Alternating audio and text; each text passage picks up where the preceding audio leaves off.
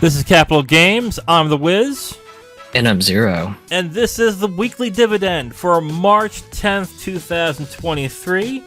This is a special dividend, and we'll tell you why at the end.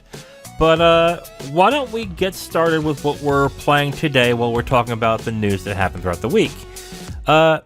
Zero, you introduced this to me, I would say, a few months ago, and I've been dying to play this game ever since. What are we playing today? Them's Fightin herds. Yeah, boy.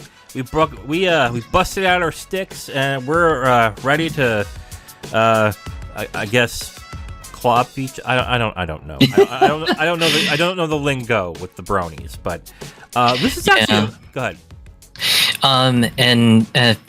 With Wiz's mention about breaking out sticks, I am actually on a Junk Food Customs Snack Box Micro, which is a hitbox controller the size of like maybe a small parcel envelope. So it's not my primary method of playing fighting games. I'm usually a Sanwa arcade stick guy, but I figured I'd break this thing out to get more practice in it, so excuse me for sucking.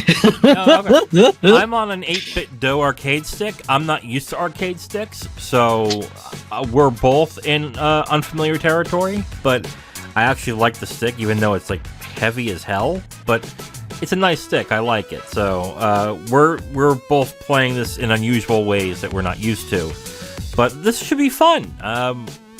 We tried this before and really enjoyed our time with it, so we thought, why not do this on the Weekly Dividend as well? So let us queue up. Yep, and also a big bonus mention to this game. It recently came out to Xbox One and also Switch, and the best part is when it came out, it also got cross-platform play, so you can play with PS4 players, you can play with Switch players, Xbox players, PC players. It doesn't matter where you want to play. Just you can play on your preferred platform and just straight out have fun. I think this is the character I was using, but yeah, this is on everywhere now, and I think it says cross-compatible, right? Yep, crossplay compatible, so it doesn't matter where you play, just you can lobby up with your friends no matter what platforms they choose to play. Oh, you son of a bitch. Hey. Yeah, Velvet's a zoner, and typically I don't like zoners, but she's really damn good. Uh-oh. This might not be the character I'm used to. Oh, actually? I don't know. Oh, you bastard. Okay. Okay, so why don't we get started with some of the news that happened this week? Let's start with something light here. Yeah, okay. Epic Games looks like they are going to do more exclusives throughout the year this year. Not a big surprise, so I don't know why. Was there talk that they were starting to wind down? Because I don't... Well, there was rumors that they were winding down because for anyone who's not in the know for international politics, China's been on a big crackdown for like media entertainment, mostly because they want to ensure that just games abide by the moral standards of the CCP and whatnot, and of course Tencent being a major entertainment company, because in China they also do movies. They also do movies and TV shows on top of video game stuff too. Oh, okay. Yeah, I whiffed a couple frames on that, so I didn't get the hits. Okay. I don't think this is the character I'm used to. But yeah, this is not really a surprise to me. So when I saw this coming up, I was like, yeah, that makes total sense. Why would they stop at this point? But yeah, I do think that there is one piece of information that was glossed over a lot. So this announcement was part of Epic Games doing sort of a state of the union sort of thing for the Epic Games Store. And one of the mentions that they put on this report was they are not going to use metrics to determine discoverability of games. The things that they will rely on to basically fuel like what games should be promoted, which games should not be promoted, is they're going to rely on, get this, YouTube and Twitch. I mean, yeah. A part of me wants to say, okay, but they're listening to fans, which it could be good, but to use it solely on that might not be a good idea. Yeah, because there were I know on like places like Reddit, on Reddit's R Games and stuff like that, there were some indie developers that had chimed in saying, actually, this is pretty terrible for indie developers because potentially your games could be shuffled away your games could potentially be shuffled away due to the fact that, you know, your indie game, while it might not be like in the mind space, anyone who's into those games may not know about your indie game or whatever. Right. And that's why they were offering the counterpoint that, you know, hey, we actually quite like Steam because, you know, Steam is fueled by the users' metrics, and, you know, if the users are playing a certain game, then they can get more recommendations on saying, hey, did you kind of like this game? Well, you might not know that, you know, this developer actually makes this game, and it's kind of in your genre. Mm-hmm. Yeah. No, I agree. I mean, there are flaws to whatever search engine or metrics that they use inherently, so I'm not totally against them using something like Twitch and YouTube. But like you said, that just means the bigger games are going to get everything, and the smaller games are probably going to get left in the dark. I mean, there's a game coming out probably around August, I think, is the release. It's called Sea of Stars, which, if you were to go by mainstream... Ooh, I didn't realize I did that. If you go by mainstream, people who are... that's not good. It didn't do as much damage as it looked. Yeah. But if you were to go by, like, mainstream critics and people who are covering the industry, you probably didn't even hear of Sea of Stars. But if you're an RPG fan, you're looking forward to it. And you're looking forward to it big time. And what my thing would be is, what exactly are the metrics they're looking at? Are they looking at different types of genres? Are they looking at different types of games that people are looking for? Because if they're not doing that, then they're going to leave themselves exposed. But if they're setting like a certain engagement, like if it's a JRPG and it got X amount of views, maybe we should look into that. Then I kind of understand where they're coming from. But if they're solely relying on that could be a big problem. They could miss out on, like, 'cause if I remember, Stardew Valley wasn't big until it was released, so that would have been a big thing that it would. Why does that character look familiar? Round one. Is that the character I was using? The pirate goat. Yeah, you were using her a few times when we were playing this for the first time online and stuff.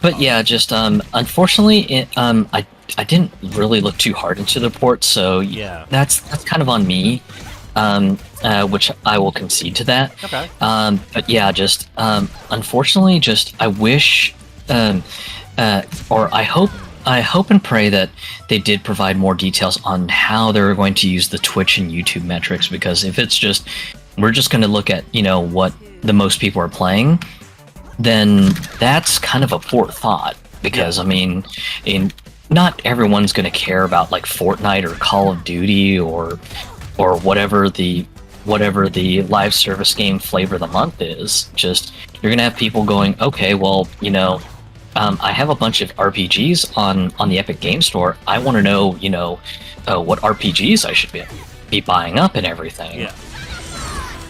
Oh, you. Good. That was good, actually. I have to give you that. Oh, okay. I'm not good with this one. Okay. Yeah. So I wonder what exactly their metrics are going to be with this, because If that's solely what they're going to look on, it's just not going to be a great idea. But we'll move on from there, unless you got more to add to that. No, just I think that was the one thing that I think a lot of sites just missed out on, just talking about, just what metrics, or the whole announcement that Epic would be using YouTube and Twitch as barometers on which games that they should be promoting, rather than using user metric data and everything like that. So. Okay, so why don't we move on to the next one? It looks like Square Enix had a sales call, or I guess an investor call this week, because a lot of reports are coming out with what was said during the call. And one of the main things that were pointed out was that Forspoken sales are considered lackluster according to Square Enix and what their sales projections were.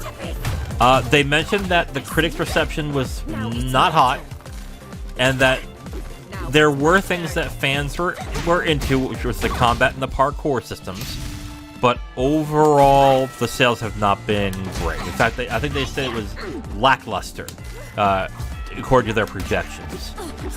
This also comes in after it was announced that Luminous Studios is now... Yeah, take that. Okay.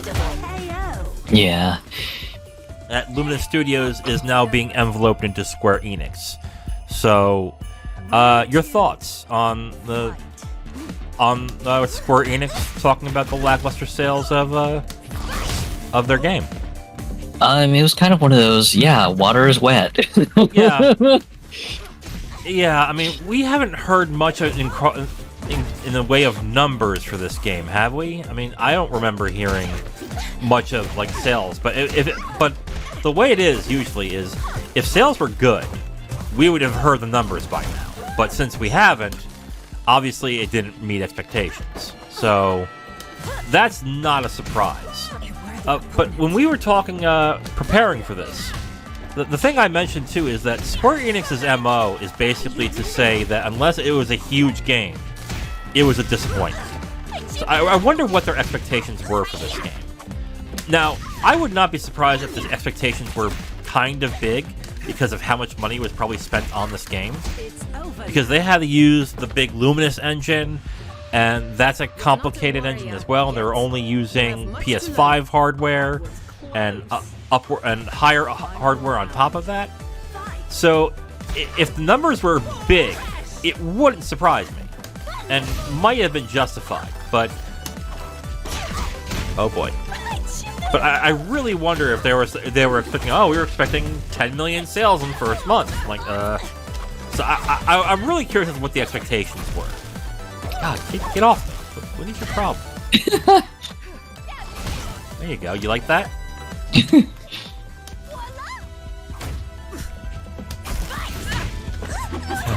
But it was kind of one of those announcements that when I saw the report kind of drop, I was just like, yeah, this is kind of a water is wet moment there, Square Enix. You guys haven't said any sales numbers, so the assumption should be at this point the game didn't sell well, especially if you haven't been just getting out there with a big announcement going, oh my god, look at the amazing sales numbers that this game has done. Yeah. So yeah, it's not a surprise. I'm just curious as to what their expectations were, because even before then, we have our videos up right now about what we thought the sales could have been and how the marketing was for Forspoken. I didn't, with the exception of maybe some Sony fanboys, not many people were excited about this game. They were cautious about the game, really.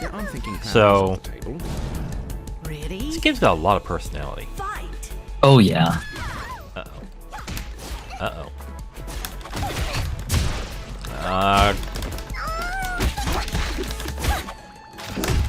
Oh.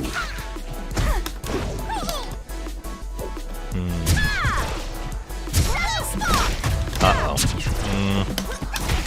Yeah. Well, I just spit out an apple. Alright. Calm down. Okay. Ooh, wow. Okay. Oh god, I forgot Oleander's very solid. Mm-hmm.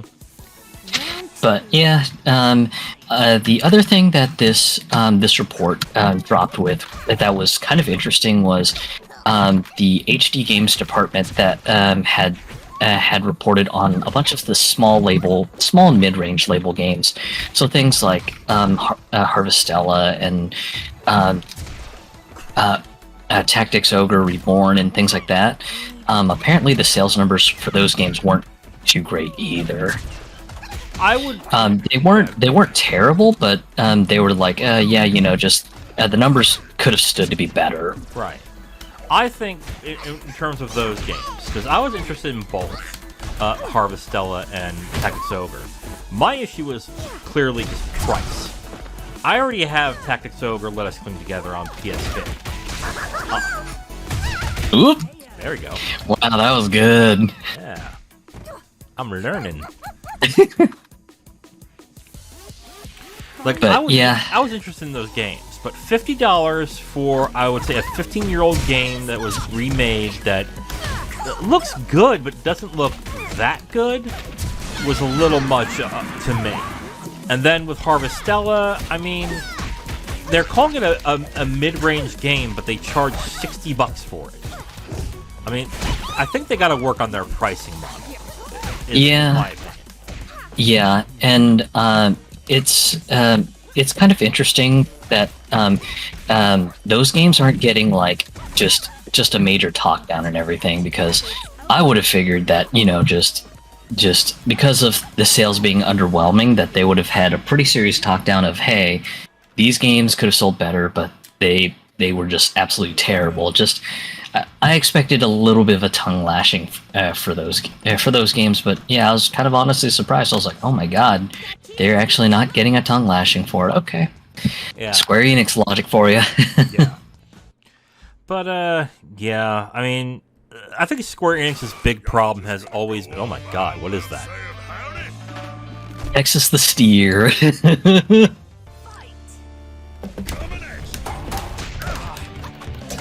You ain't so big. Well, that's too far. There we go. Oh, he's a charge character, and he's got armor too for some of his moves. Oh, so he's like a Zangief. Yep. Alright, well, that's how you're gonna be. Uh-oh. Ooh, what the... There's a lot of damage, too. Jesus. Yeah.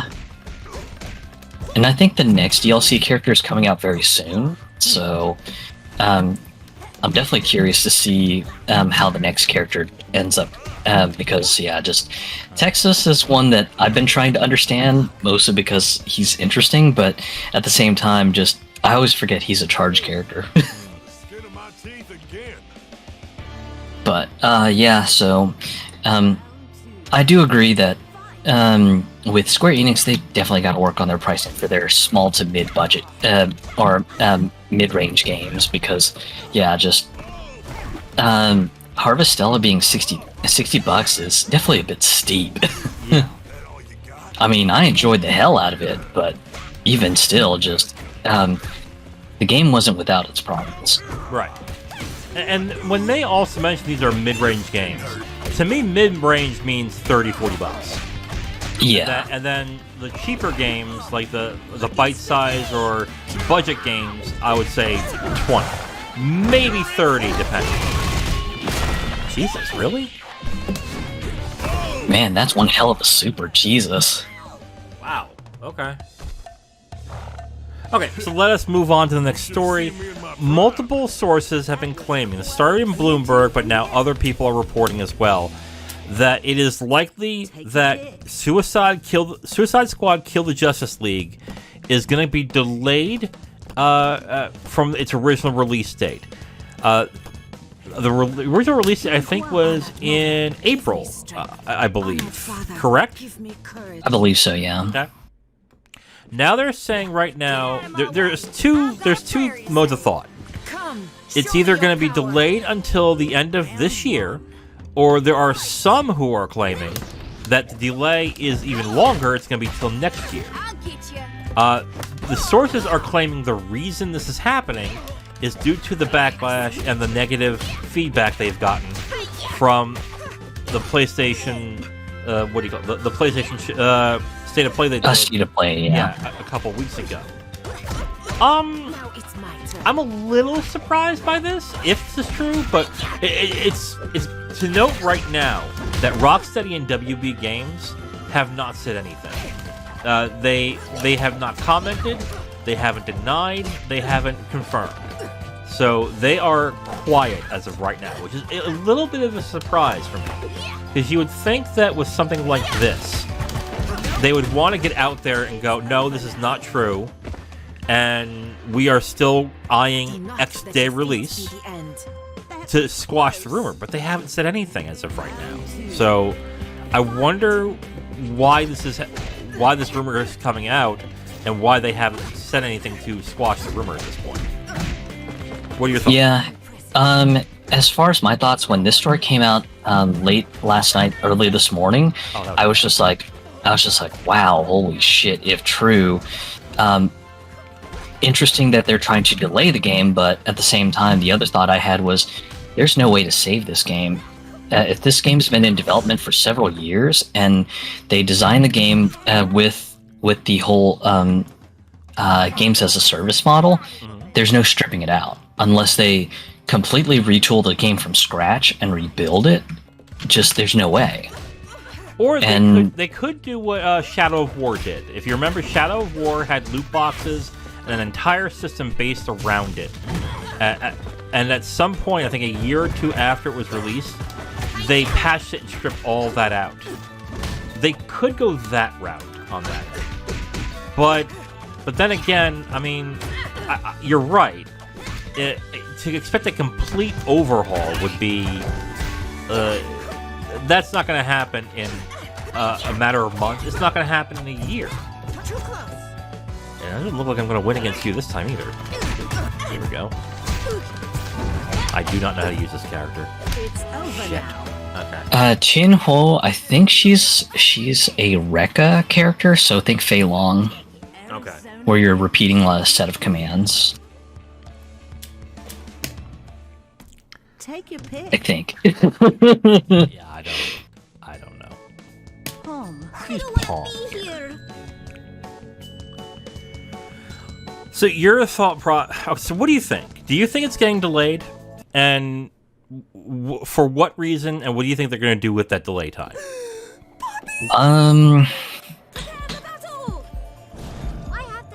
If WB is cheap, as they've have been reportedly being cheap for the last while, then what could be going on is they could be maybe trying to wait things out and hope that maybe the bad PR dies.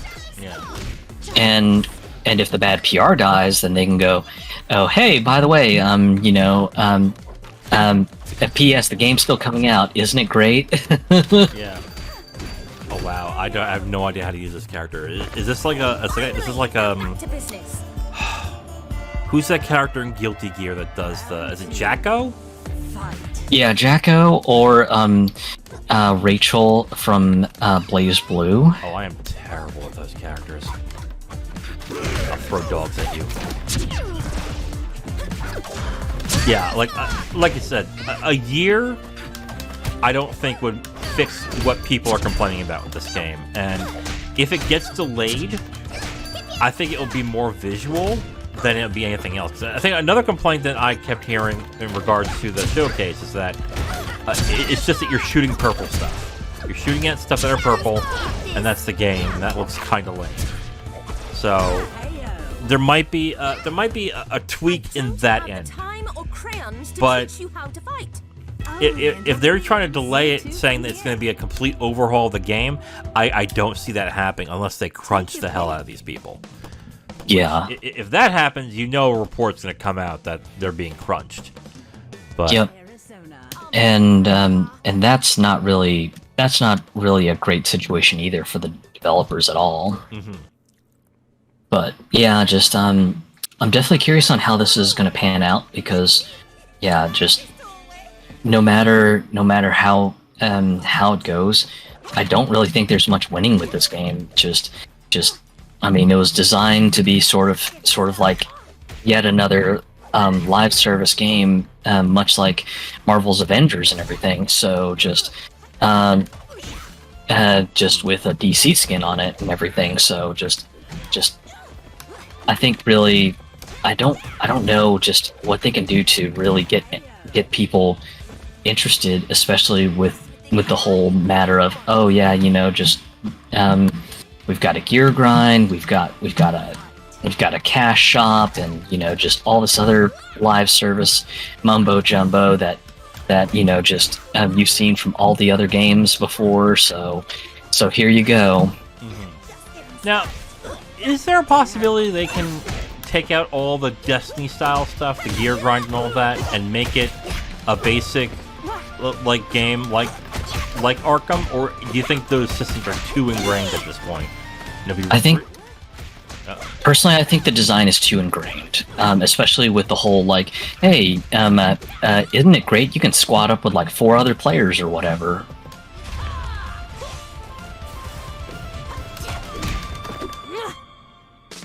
God damn. But yeah, just that's kind of how I feel on it. Just I'd like to be optimistic, but so many times the game industry has just really just triggered my cynicism so hard that I'm just like, I just don't have faith. No, I agree. Nothing about the gaming industry at this point really surprises me or makes me feel positive about something creatively in this. So yeah, I agree with you. Okay, so let's move on. An Activision exec said that Jim Ryan said during a closed session with the EU that he is not interested in a deal in COD. He just wants to drop. He wants the merger to fail. Oh, you're doing palm? Trying. Yeah, I had a hard time with palm.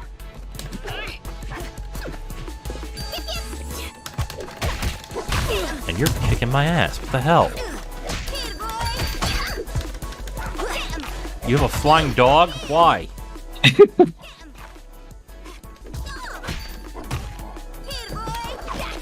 Yeah, take that.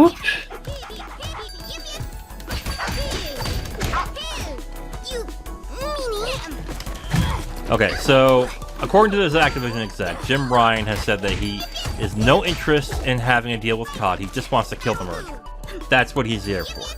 He doesn't want a deal. He just wants the merger to fail. If true, we don't, because this was during a closed door session with the EU. If this is true, that he said this, which, would it surprise me? No. But on the other hand, would it surprise me that, let's say, an executive from a rival company wants to really damage Sony's reputation in this? I mean, that wouldn't surprise me either in this. But it also wouldn't surprise me with how Sony has been acting that this might be true. Yeah. Go ahead. And I think my thought was just I just don't see anyone from Sony's board being happy with this, because they're likely going to look at this and go, "What an incompetent idiot!" Yeah. I mean, if this, okay, that's adorable. Die. There you go. Oh.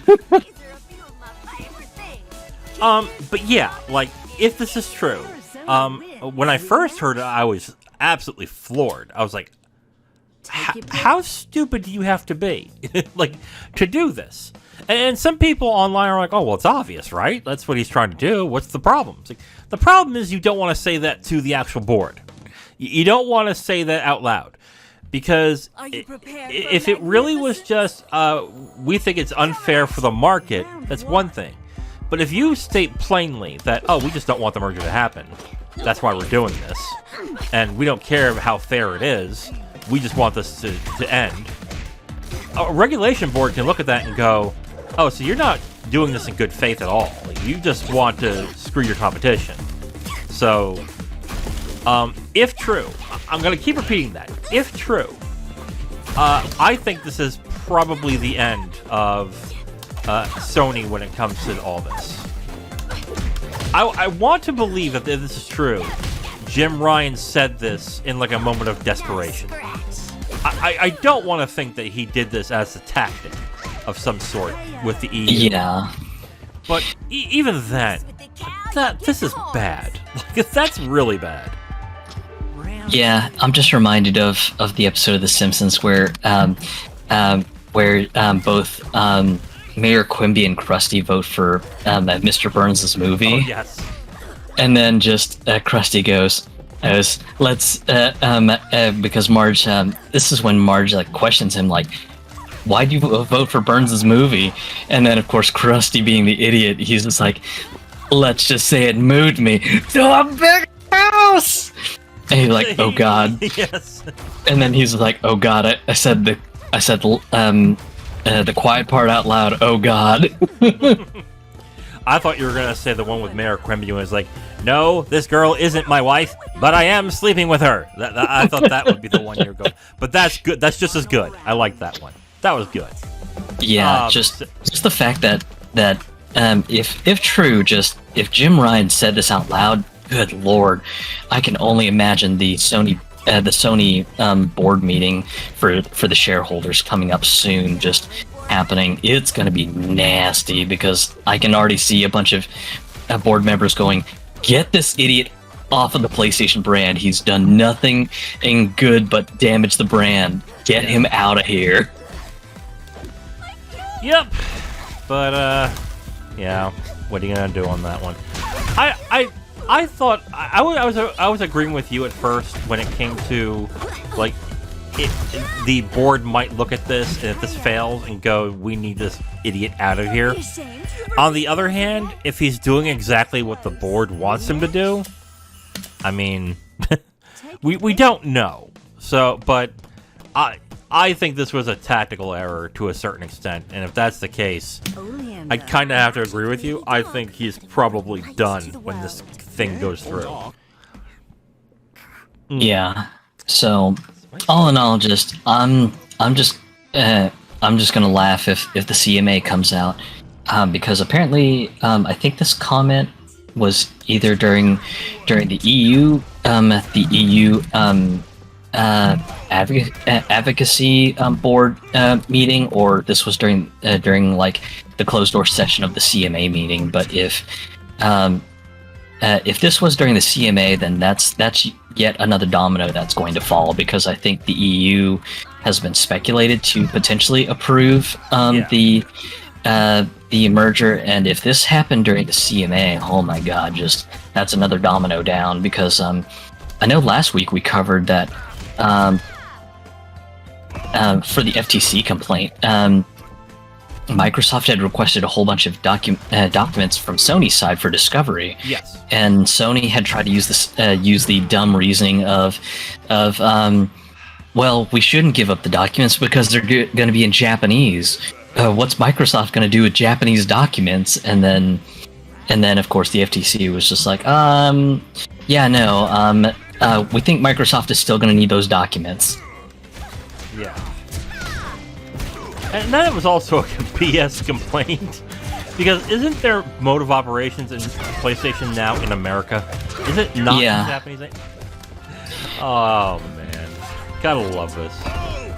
But yeah, just it was kind of one of those funny things. It was just like, wow, just this is not the strategy of a winning company. This is the strategy of a company that is flailing in desperation. Yeah. And then just this report from an Activision exec coming out saying, "Oh yeah, by the way, did you know they complained to a regulatory board that just the only reason they're protesting is because they just want to be a sourpuss about it?" I was just like, ooh. I was like, that's not a good look to regulators, because the regulators are gonna laugh and just go, "Get the fuck out of here." Yeah. Yeah. Well, the drama surrounding this continues. It looks like that in regards to the CMA, that Microsoft spent a full page ad in the newspaper promoting the good things about having COD on Game Pass. Some people are saying this is a desperate move.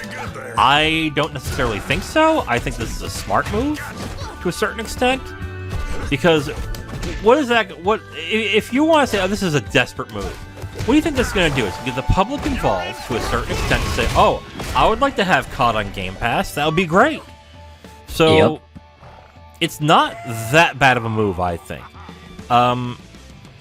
I don't think this is also them worried about them possibly losing to the CMA. I think this is just basically them being tactical at this point. But other than that, and I agree. I think it's definitely a tactical move of, hey, this could potentially put more people in Call of Duty lobbies. Think about it, guys. Yeah, definitely. Okay, so let's move on to the next one. Another thing regarding the Activision merger, Sony believes that if the merger were to happen, that Microsoft might release buggy COD games in order to devalue PlayStation. I find this funny for a number of reasons. First off, when they started this whole thing, they were like, "Oh, well, COD will just be an Xbox exclusive, and that's anti-competitive." Then Microsoft says, "No, we won't. We will release it on PlayStation, no problem." Now they're saying, "Oh, but you could release a buggy version, and we don't want that." I was like, "What the fuck do you want then?" It's like, what are you doing? Yeah, and it was funny because, of course, when Sony had made the claim of, "Oh, well, Microsoft is just going to take Call of Duty and go exclusive with Xbox," my first thought was, money is always the motivator, right? Why on earth would Microsoft go, "Yeah, we'd like less money, please"?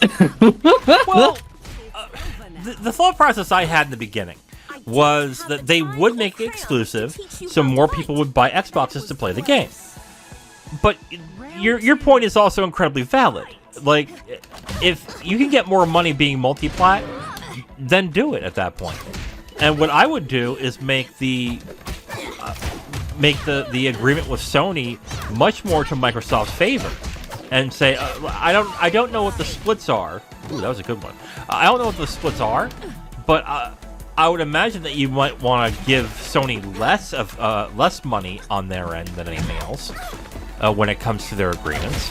So yeah, there is things you can do on that, but that was my thought process. Is it's probably gonna be exclusives, but you've got plenty of exclusives too. What's the problem? That's a good combo. Yeah, you could easily go ahead and revive some of your first-person shooter games, like Mag, like Resistance, Killzone, definitely. You could easily do that, but they just don't want to, essentially. So I want to go against. I'm going to try again on that character. Yeah, but it was just kind of funny because the chatter on the internet boards, my god, it was amazing because of course some people had the wild fever dream conspiracy theories of hey, Sony, pretty interesting that you're saying that you're making accusations that Microsoft could potentially sabotage Call of Duty. You sure you haven't been doing that already? Projection much? And you mentioned with me it was Callisto Protocol that they spent more money on it. It just so happened that the Callisto Protocol game was much better on PlayStation than it was on Xbox. Was that? Yeah, that was some of the chatter that I was seeing online too. They were just like what a coincidence that they're making this claim. And when Callisto Protocol came out, but apparently the PlayStation versions had less bugs than the PC and Xbox version. What a coincidence was some of the conspiracy theories being thrown around it. Yeah. I was like, ooh, if true, holy shit, that is some massive projection by Sony. Yeah. and to be fair, that's if true, which I don't know if that might be true or not. I'm going to guess no. But just the fact that Sony mentioned that was like, this could happen. I'm like, when is that gonna happen? Like, The only times I've ever seen like a version of a game be not as good as other versions is when there's serious technical problems. The first thing I remember is Bayonetta on PS3. Bayonetta on PS3 was a slow, buggy mess. And the developers went out and said, like, the reason why is because of the cell architecture. Like, the architecture... That does no damage. The architecture of the PS3 is very hard, and we couldn't get it done in time. That's why it's not as good. Yep. And that was more of a hardware limitation sort of issue, not really like a hey, we didn't have time to QA test the shit out of this. Right. I don't think in this case too, I don't think Microsoft would want to devalue their brand by releasing bad versions of the game on a different console or on a different system. Except maybe except some companies like Square Enix to do PC ports. So, I don't know about that, but... yeah, I saw this... Oh, God. That was good. Yeah, that didn't do much. Yeah, it's weird about this game. The supers don't do much damage at all. Take Oop. Shit. Oh, you... Okay. Alright. But yeah, so of course now with that grievance being aired, of course, now you've got people running the conspiracy theories of, oh my god, maybe Sony's been doing a lot of projection on their own, guys. And I was like, ooh, yeah, just be interesting what comes out in the discovery of the FTC complaint, because the discovery phase is now in action. So, be real interesting if some document shows up, like an email that went from Sony to Krafton saying, hey, yo, by the way, make sure that the PS versions of Callisto Protocol are real good. Here's a big sack of money to ensure that's the case. That would be one hell of an email to come out and really, really disrupt shit. Yeah, I honestly do not see that happening. Like, I don't either. Like, but that would be man, silly. oh man, that would be silly on both ends. For Krafton for being like, yeah, we'll have a version that sucks. Sure, why not? Give us the extra cash, and we won't be able to make any of these games ever again. And then for Sony to be like, spend money to make the other guys look bad. Like, that's a waste, especially on a game that didn't really... I think it was... People thought it might be decent sales, but not like Call of Duty sales. That would be absolutely silly. Yeah. Okay, so let us move on to the next part as you're kicking my ass. Okay, Microsoft says Game Pass prices will not raise due to the merger of Activision Blizzard. I've said numerous times, the price will get raised at some point for Game Pass. At this point, I think you agree, correct? Oh yeah. Okay. I mean, just they're waiting for the sweet spot to, raise the prices, and that's all it takes, just time. God damn it. I can't do anything with this. Oh, man. Yeah, I can't do anything. Okay. Alright. Yeah. Oh, well. Yeah, so... Yeah, we both know the prices are going to get raised at some point. Now, Microsoft's saying, oh, we're not going to raise it doing the Activision Blizzard merger, means nothing. It means they just won't use that excuse when the time comes that they raise the price. That's what it basically means. To me, and they could make the merger happen, it get finalized, and then 3 months later, raise the price and go, oh, due to market conditions and, and stuff like that. Why? Why? Huh. I mean, they can come up with a bunch of reasons to come up with in regards to raising the price before COD gets on that service. All they're saying is, we won't use that excuse. So, but to me, it's going to happen at some point. I would say, I think we've been saying by like next couple of years. I wouldn't be surprised if it's shortly after this merger comes through, and then the market conditions, cost of server, cost of hardware, stuff like that. I can see them. Why can't I use my D? Interesting. Unless you... I forget how Shanty works, because I was trying to use her her D button, and I didn't understand how it worked. Like, he's literally doing nothing when I press the button. So that's why I'm like, what is this? Unless Palm has something where it cancels out the D. Nope. Yeah. The D command is to send the dogs to go bite.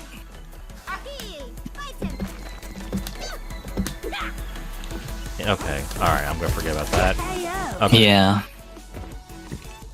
But yeah, I would say maybe 6 months to a year's time after the merger completes, I could easily see them going, hey, just due to the increased infrastructure demand, because we're hosting more games and we're serving up more games, and Game Pass is going to more regions now, we just don't have a choice but to bump up Game Pass prices. Right. Like, this is not... a lot of people read this and go, oh, they're not going to raise it anytime soon. I said, no, that's not what they said. They said they're not going to raise it due to the merger. But they can come up with any reason they want to raise the price, and they're going to. And that's the thing that... You're playing Palm again? Really? Yeah, I want to try to understand her. Okay. I understand enough that I'm not going to be good with it. That's what I understand. But yeah, I think you're kind of getting it.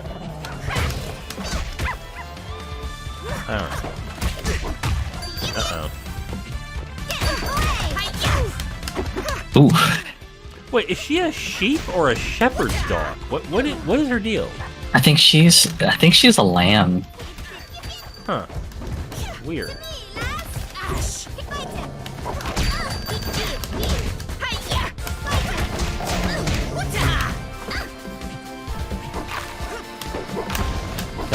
Come on. You know you want this. Let's go. Let's go. There you go. You like... Oh. Shit, you actually could win. Oh. Of course. Oh. Okay, But, so on to the next story. Starfield's launch has been delayed to September, and also, in addition to this, Microsoft did announce that for their not E3 stage performance, that they will also be doing that in June, and there will also be a giant Starfield Direct presentation. And that's gonna be right after that that Xbox presentation they have. Why am I getting worked? Holy shit! I'm sorry. I felt like I hit you 20 times. Am I getting hit by these little dogs? I'm not realizing it. From here. Shit. Oh. Take your pick. Okay. It being delayed is not a surprise. Paprika. But it sounds like to me that they knew well before this delay that they were going to delay it. So this seems like more of a marketing delay to me. Yeah, and of course, in the video announcing the date, Todd Howard also showed up as well too, and as usual, he gave the whole polishing reason, going, "Hey, we just need extra time to polish the game, make it nice and shiny, nice and prettied up. So we know you're excited, but we just want to ensure that this game is good or whatever." The usual Todd Howard PR campaign. Right. We're giving you 40 times. Yeah, I know. Yeah, I know. It's going to be 16 times the size of Fallout 4. Yes. That line will always have a space in my head. God damn! What are you doing? Oh, I'm not taking losing very well today. Wow, that was a good 11 hit. Damn. Not bad, actually. And I get killed. Okay. Yeah, this was a marketing delay, because if it was really a matter of polish, I don't think everything would be this planned out very well. So, like, why would you delay a game 8 months, but then have a showcase in about 3. That seems a little weird because you still have to do a lot of work for that showcase. And apparently that showcase I think is going to be about 30 minutes. Yeah, I think so.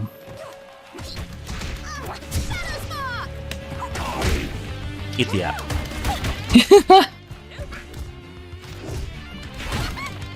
Ooh. This isn't over. But yeah, just all in all, just kind of interesting to see the delay. But I mean, for anyone who's used to just any of Todd Howard's games, this delay was expected. So Yeah, definitely. not a big surprise if you like Skyrim, if you've liked Fallout 4 and stuff like that. Definitely no surprise. And this also does not mean there's not going to be any bugs when that game comes out. There is definitely going to be bugs. So, don't think, oh, it's going to be polished to issue. No, there's going to be issues. There's going to be issues with this game. So, yeah. God, you're kicking my ass today. Good lord. I guess I got to get your lunchbox thing. Oh, the snack box, yeah. Yeah, whatever it's called. Whatever. I just find it weird. I just want to say, it looks cool, that snack box thing, but just the thought of using all buttons is just like, that feels weird. I've been using sticks for a long time. Yep. So that was going to be really weird to go from that to all buttons. Oh yeah, trust me, as a person who has played on arcade cabinets in a tournament capacity, even playing on a hitbox right now feels completely foreign to me. Yeah. Oh, thank God. But yeah, just kind of a small story, but just kind of worth a mention. Yeah. The next one is a bit upsetting for anyone who was a big who is a big fan of the Resident Evil 4 remake that's coming out real soon. Supposedly there's a story going off that if you were one of the people who decided to pre-order the limited edition version of Resident Evil 4, the collector's edition, that was like a whopping $300 in store at your local GameStop. Bad news, your pre-order may have been canceled. Yeah, and this is only in store. So if you went on to the GameStop website and pre-ordered it there, apparently you're good. Frame miss. Apparently, yeah, I missed it by a frame. Yeah. So apparently, you are good. You're going to get it. But if you went in store with the person that does the pre-orders and pre-order it then, your orders have been canceled. And this has essentially been confirmed. Wario64 on Twitter posted this first and said he was hearing reports that this was going on. And a bunch of GameStop employees and managers have confirmed this is what was going on. There have been no word as to why. What are your thoughts? What do you think is the reason why these have been canceled at GameStop? Specifically in store. My guess is that maybe GameStop had it in allocation, and as usual with allocations, you get X number of allotted units, and maybe, and this is speculation on my part, so no one take this as verbatim. Maybe the allocation that GameStop got was.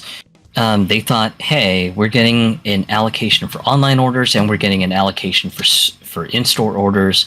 So, this is how it's going to work. And of course, maybe it's today they find out in horror, hey, by the way, those allocation numbers, completely inaccurate.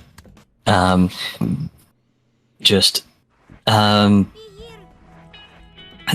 allocation number is for total units for GameStop, and because of course just they don't want to end up pissing off anybody who ordered online. They probably just ate it and were just like, okay, well, let's not piss off the online the online orders and just you know, just cancel all the in-store orders. Yeah. Yours sound plausible. I will admit, it does sound like they probably didn't get enough to cover all of that. I think also this is just spelling. I think the thing is that I don't think a lot of pre-orders are happening in store anymore in GameStop. So, and if what you're saying is correct, the allocation was either less than expected or that they had to sell a certain amount to get it. Something tells me they looked at the numbers and went, you know what? The numbers that we're getting pre-orders from in-store are just not worth what we're getting here to pay for the items and ship them out to these stores. So why don't we just cancel them all?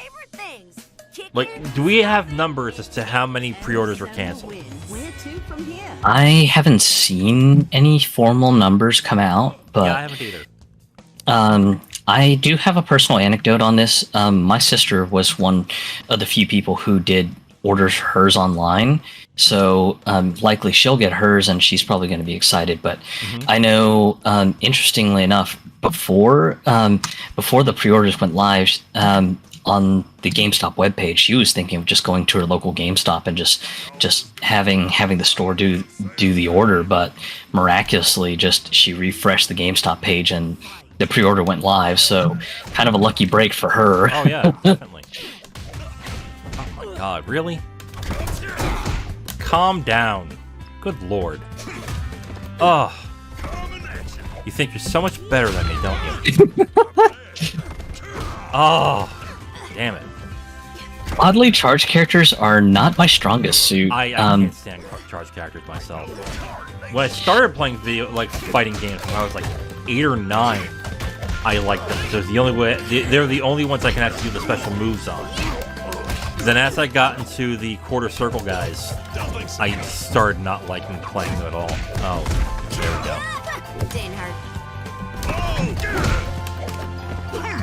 But yeah, I mean, this is more evidence that I think GameStop is probably going to be on its way out in another couple years or so. It should, before the GameStop thing, it should have been dead and gone by now. But now with companies not giving them their pre-order numbers, or I really think the orders are just low and they didn't. God, that doesn't do shit. Yeah, my opinion basically is the numbers that they got didn't justify the didn't justify the cost that they were going to call to get the units. So, and you know what happens usually with these pre-orders?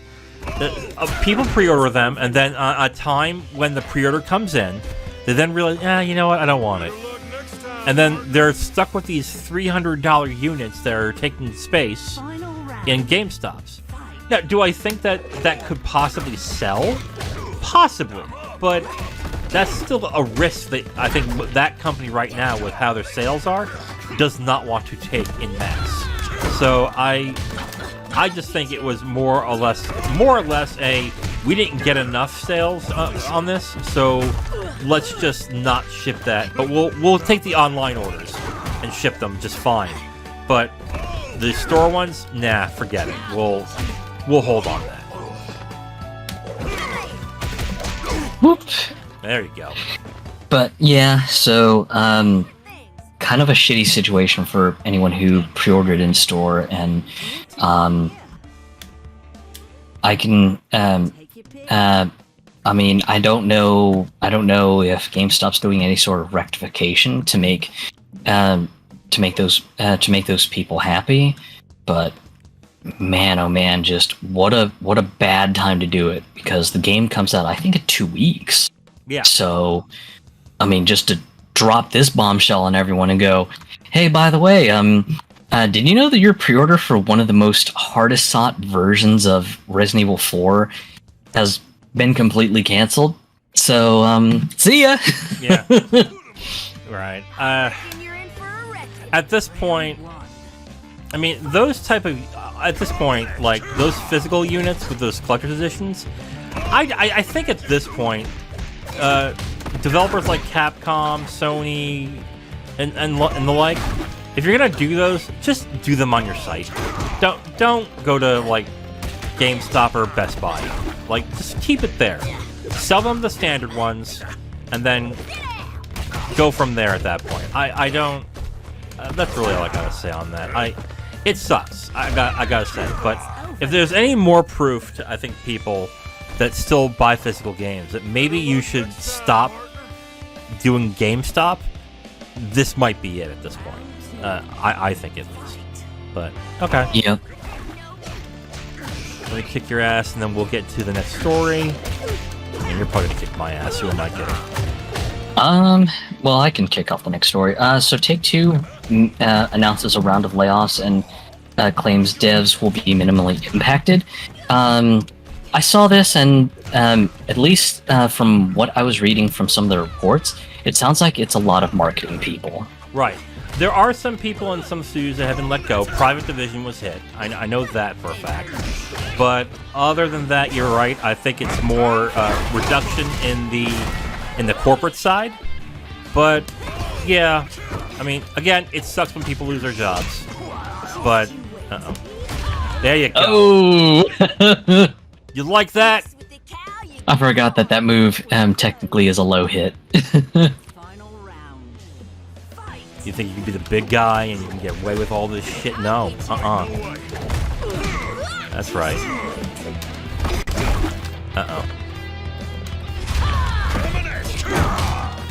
Damn. Oh my god. This sucks. Okay. But yeah, this just seems like a redundancy thing that's going on. So, unfortunately, that's just the nature of business in itself. But, yeah, I hope the people that lost their jobs find new ones. But, unfortunately, that's just the nature of business. Yeah. Moving on. The Playdate is increasing its price and is introducing a digital store at some point. The Playdate was kind of a niche thing, really. Shanty. Let's try Shanty again. Yeah, the Playdate was a very niche thing when it was released, and it was also it was really for a specific audience, and I think the ones that were interested in it just already got it. So for them to raise the price on a system that had a limited base as it is, I don't think is the smartest of moves. And then on top of that, to then do a digital store on that, where it wasn't initially that it was just going to be a set of games, you pay a fee, you get a set of games, and that's it?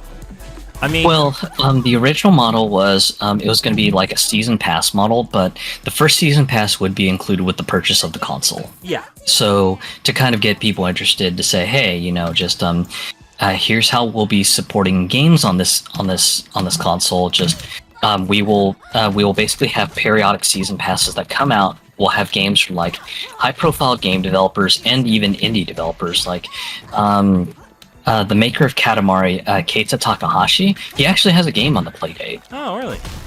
Yeah, so that was why like a lot of people were super interested. Like, oh my god, Keita's got a game on the Playdate. Holy shit, I gotta play it. Because I think the one game he did independently after he left Bandai Namco was Nabi Nabi Boy, which I believe was released on PS3 and I think PC. I'm not 100% sure if it got a PC release. I don't remember if it got PC either. It would make a little bit of sense, but I don't remember. That was a weird ass game. But yeah, unfortunately, I don't think the price raise is something that they wanted to do. It's just one of those necessities of business because of the semiconductor industry right now. Chips are still expensive, especially with China trying to allow businesses to get back to work again. But then again, you've got a lot of companies who produce microchips and other specialized electronics that after being burned from China's zero COVID policy, essentially shutting down their supply chains and stuff like that. Just a lot of businesses ended up just picking up their stuff and moving out to countries like India and Vietnam and even Indonesia. So they mentioned this on their blog that the price increase is due to component pricing. So I'm assuming whoever was making their components probably moved their production out to a country like Vietnam, India, or Indonesia to produce all the electronics that go into the Playdate. And because of that move to another country that pays better wages, not by much, but the better wages, and also just not having to deal with just some of the business stuff that happened during COVID times, where just you had suppliers just having trouble sourcing stuff. That's probably why these component makers are charging Panic Games more for the components and stuff like that. Yeah. So it's an unfortunate side effect, but I mean that's just electronics manufacture, unfortunately. Yeah, I do understand that. I just the Playdate was expensive as it was for a system that had no backlight. Okay. That was my big issue with it. It was like, how does this not have a backlight? That's okay. But on the other, but then on top of that, then doing a digital store on top, it seems like I understand the nature of business. I know, and maybe they would make more money doing the digital store. But then, how much are these games going to be at this point? Like, are these? If they're more than $5, I would be like, that's not worth it. So yeah, and it's a bit of a shame for the price increase as well too, because I've been really curious on the Playdate stuff, because I kind of like the weird play modality that it offers with the crank and everything. Because I think one of the games that was demoed with the little season pass was a game where you move the character with the crank, and then you can use the crank to move forward and backwards to kind of avoid obstacles and stuff like that. And so implementations like that look super neat, but after pricing out like how much it would be to get the console with the nice leather flip cover to keep the screen and the console relatively protected and safe while traveling with it in my pocket and everything, I think the grand total after taxes and shipping almost comes to like $240, and I'm just like, that's a bit pricey. Yeah. And I was just like, and I mean, here's the thing, I have no problem with niche consoles. I get it. Niche consoles aren't for everyone, but at the same time, it was just like, shit, Jesus, really? Just almost $240, and this game console doesn't have a lit up screen, and just so far the only games available right now are just the ones that are released with the season pass. And now we have a potential price increase with a digital store with games that who knows how much they're going to cost. Okay, well, just just what else? What else are we going to have to deal with this new store model? Yeah, I don't know. I guess I get the raise in price for the system, although I think it's still a pretty bad idea for such a niche console. But then the digital store, they better do that right, because if they overprice their games, it's kind of over. But I never thought this thing was supposed to be something that lasts very long. I thought this was going to be a one-time thing. I didn't think they were going to actually make it into like its own ecosystem. That's where I'm a little surprised by it. Maybe the success of it was bigger than I thought, but I don't remember the sales being that great on that thing either. Or is this the thing that because the sales were not great, they're going to have to redo everything? Or, whoa, what are you doing? Oh, I guess her bark command also acts as a stun. But yeah, just as said, just it kind of pains me now that the price is going up on top of the price before being not great either. So,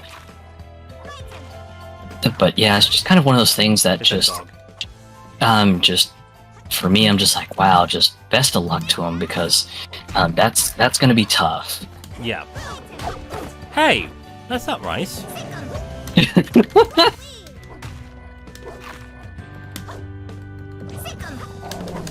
There you go. Take the. But yeah, as said, just kind of sad about the price increase and everything because yeah, just I think the console's neat. I understand why the console price is going up because of just the situation with chip manufacturing and everything. But yeah, just this is not going to do the Playdate any favors. Yeah. So let's. Ooh, that was a bad move. Wow. Okay. Whoa. Okay. Okay. So let's move on to the next story. Hogwarts Legacy is delayed on Xbox and PS4 until I believe the month is July. There might be an issue with the game that needs to fix its bugs, but this kind of feels like a delay where WB Games was looking at it and going, wouldn't it be smarter to put this out at a time where there's not a lot of games coming out? Whoa, Magic Pixel! Oh god! Oh my god! Really? Final round. Fight. I thought I had that. Ow! What the hell? To me, lads. But yeah, why do you think the game was delayed for those systems specifically? Part of me wonders if it's like a quality issue. Kind of like one of those sorts of situations where just, hey,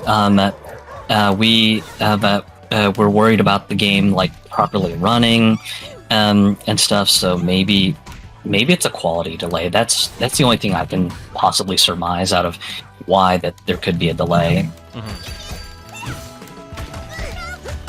I mean, if it's not a quality thing, okay, it wouldn't surprise.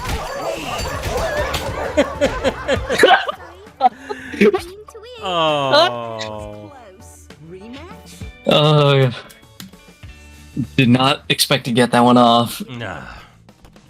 It wouldn't be a surprise to me if the quality wasn't the problem. That it was just a means of some marketer saying, you know, if we release it at this month when nothing's around, we could get more sales. I think that might be the issue. But if it's a quality thing, okay, fine. But this also means the Switch version's coming out in the holiday.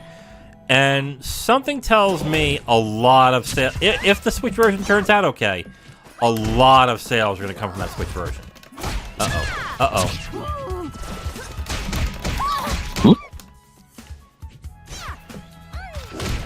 Jeez. Okay. Wow, okay.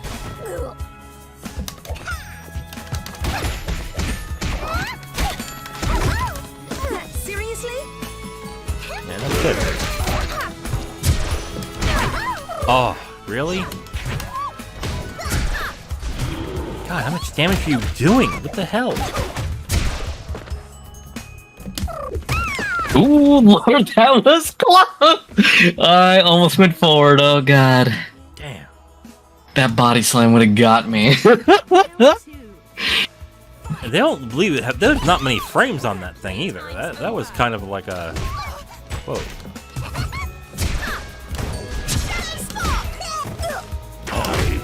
Come on, really? Oh my god. Okay. But yeah, it'll be interesting to see if the game is on decent parity for 8th gen consoles, because yeah, I mean, from what I understand, the game looks fantastic on Series X, Series S, and PS5. Yeah. Uh-oh. There you go. There you go. You went forward that time, didn't you? Yes, I did. Yeah. I was like, I think I got. Oh God, why? Of course they cheat it. That's great. Oh, yeah, of course. Okay. Okay. Shut your mouth, Wiz. Shut your mouth. God But damn. yeah, so kind of interesting to see the game being delayed for 8th gen for later this year. But best of luck to the game, and hopefully it runs competently on those consoles, because I would hate for it to be something like what happened during the early days of PS3 and PS4, where just some games that had a PS3 version were basically just like completely stripped down versions of the games. Yeah. It's Oh, over now. God. Okay. So naive trying to beat me. Alright. Only end up And I believe we're at the final story. Yes, we are. An Austrian court says FIFA packs constitute gambling and orders Sony to issue refunds to the people that were in the lawsuit. I mean, this is happening more and more now. It's not getting as much traction as it used to, but this is happening more and more when it comes to loot boxes and games on this one, which is Poor, stupid oh no, creature. You have no idea same what you're matchup. in for. Okay. Yeah, Ready? but it's a bit of an interesting story, because the Austrian courts are making Sony pay for this, which I thought was interesting, even though FIFA is technically EA's game. I think they're making Sony pay for it because they're the online distributor, and the payment processing goes through them. I think that's what Oh they're yeah, I think that's yeah, what they're going for. that's a fair point too. But you are right. It's technically not Sony who's making the game and not profiting. Which I think in that case, if it's Sony that has to issue the refund, Sony's going to go right to EA and go, pay up, guys. Come on. Yep, y'all fucked up. Pay us up to recomp us for your fuck up. Mm-hmm. So this is Austria, Netherlands. There's some other countries. I know England. Belgium. England is looking into it. EU is looking into it. I think we're heading down to that point. And if more European countries start getting on board with this, I mean, Ultimate Team games are going to come to an end, because the biggest one is FIFA. Okay? And if FIFA then suddenly stops doing it, I mean, you're going to look at a lot of companies who are probably going to look at it sideways and go, maybe we should not do this anymore. Which, on the one hand, I know people are excited to hear that and go, oh, that'll be great. On the other hand, they got to make the money back somehow. So what do you think they're going to do? Like, are you ready to pay $100 for a Shaquille O'Neal card? Where to from here? Yeah, and I think what'll be interesting to see is if Sony decides to appeal this with the Austrian courts, because if they do, then this could end up dragging out longer. But I mean, I don't. I think I can speak for the both of us that we're not experts in Austrian law, so we don't know if Sony even has the ability to use an appeal process and appeal the decision and say, "Hey, we think you jumped the gun too fast on this. We want to appeal the decision and try to convince you otherwise that this isn't gambling and we're going to work with EA on this and whatever's." I don't know how this is going to shake out. Well, first off, speak for yourself. I happen to be an absolute expert in Austrian law. Secondly, you're probably right. I just, yeah, we'll see what happens with this. But I think if more and more countries start, especially in Europe, because Europe is the big money maker for FIFA, and FIFA makes the most money out of any sports game. If FIFA decides it's time to end this practice, MLB, NBA, Madden, they're going to start ending it too. And that's where I'm like, okay, what happens next? Because these companies aren't going to all of a sudden, oh, we made all the money, I guess we don't anymore. No, they'll figure out something else. So, okay. Yeah. All right, Zero. Well, this was fun. Got my ass kicked a bunch in this game. I thought I was going to do a lot better than I did, and I just did not do well in this. So I'm out of practice. What are you going to do? But yeah, I mean, this is it for the Weekly Dividend.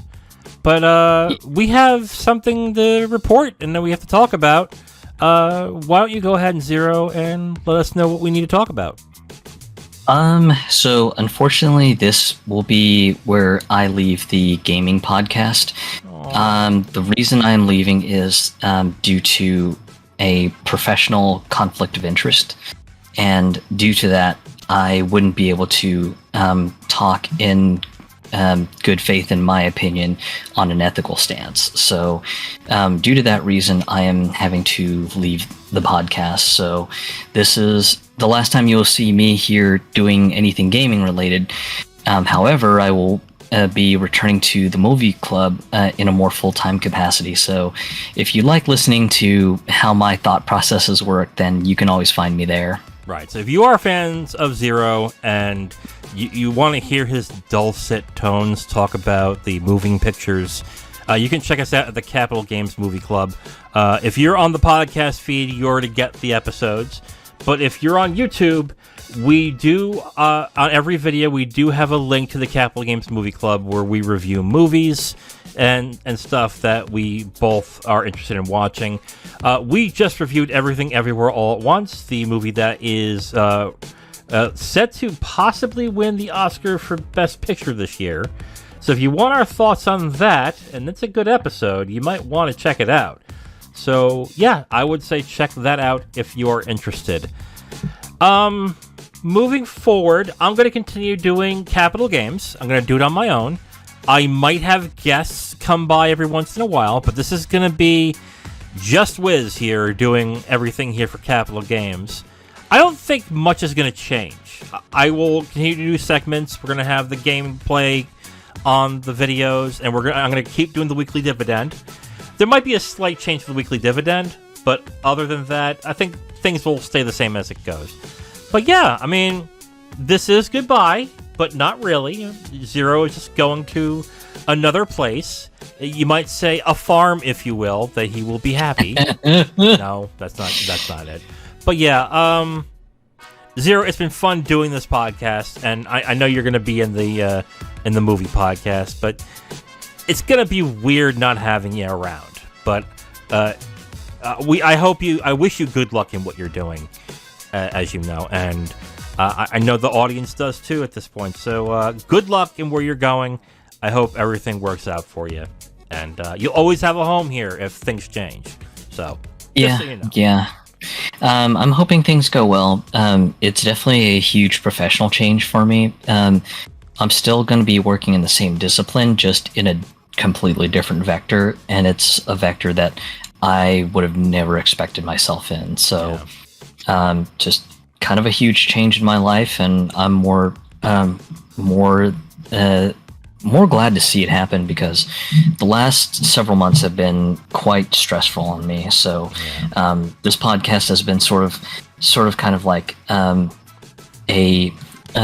I guess you could say like a meditation ground, especially just because of all the friends that I have, for the listeners out there, I think Wiz is really the only person who can keep up with me on the video game business side of things, because just as we've stated in some of the early episodes of Capital Games, just Wiz and I have had a history of being freelance video game journalists in our past, and due to being in the freelance video game journalism business, both of us kind of wanted to learn how the sausage was made in the video game world, and just the deeper and deeper we got into it, we ended up having to understand all the business numbers and everything. So that was kind of where we were just like, okay, hey, what do you think about this thing? What do you think about this stockholders report that company A put out, and so on and so forth? And just, he's pretty much the only one nowadays that could even keep up with me now. Yeah. So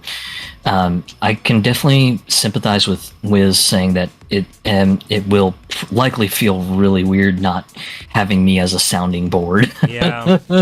I mean, we'll still talk personally, but yeah, not having you here to rein in my craziness, it's going to get ridiculous at some point in this. But hey, that's what happens. But I'm happy for you. I'm happy you're able to move forward in the adult entertainment industry. I'm so happy for you. I mean, I've seen your work. It's impressive. I gotta say. I gotta say. But okay. On that note, this is the end of this week's episode of the Weekly Dividend. Tune in next week for all the things that are going on in the gaming industry, in the business side of the gaming industry. I am The Wiz. And I'm Zero, and I'm officially signing off. Goodbye, Zero. Have a good one. We'll see you guys next week. Bye. Thank you for listening to this podcast segment. The Capital Games podcast is done every week, and we post it on all your favorite podcast apps, as well as segments on YouTube. If you want to listen to another segment, you can listen to a new one right there on the screen. We also do a movie podcast called the Capital Games Movie Club. If you'd like, you can go ahead and click on that and see all the movies that we have reviewed from that point. Thank you for listening, and we hope to hear from you soon.